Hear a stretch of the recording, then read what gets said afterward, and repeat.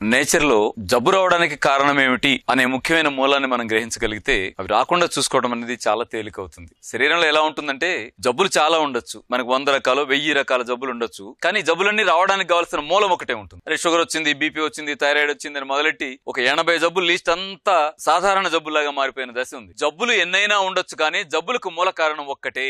అనవసరమైన రసాయనిక మలినం శరీరాల్లో పేరుకున్నప్పుడు శరీరంలో ఉండేటువంటి హోమియోస్టాసిస్ ఇంబ్యాలెన్స్ అవుతుంది, బ్యాలెన్స్ కోల్పోతుంది, నిలకడ లేకుండా పోతుంది. ఆ సందర్భంలోనే వచ్చేటువంటి సమస్యల్ని జబ్బులు అంటారు. కానీ భాష రాని, ఏ సంస్కృతి లేని, ఏ విజ్ఞానము లేని సాధారణ జీవన జ్ఞానం మాత్రమే ఉన్నటువంటి అన్ని రకాల పక్షులు, జంతువులు మరి తెలియకుండానే ఎలా ఉండగలుగుతున్నాయి అంటే వాటి జీవన పద్ధతుల్లోనే వేస్ట్ ని ఎలిమినేట్ చేయగలిగేటువంటి జీవనాన్ని అవి జీవిస్తూ ఉన్నాయి. అంటే శ్రమ చేయకుండా ఆహారం ఏది తినదు. చూడండి, ఆవు తీసుకున్నా, పక్షి చూసుకున్నా, చేప తీసుకున్నా అదంతా శ్రమ పడుతూనే ఆహారాన్ని తీసుకుంటాయి. ఒక మనిషే కదా 6 నెలలకో, సంవత్సరానికో, 2 ఏళ్లకో, 2 తరాలకో సరిపోయేంత తినటానికి ఇబ్బంది లేని పత్తులో కూర్చుని ఉన్నాడు.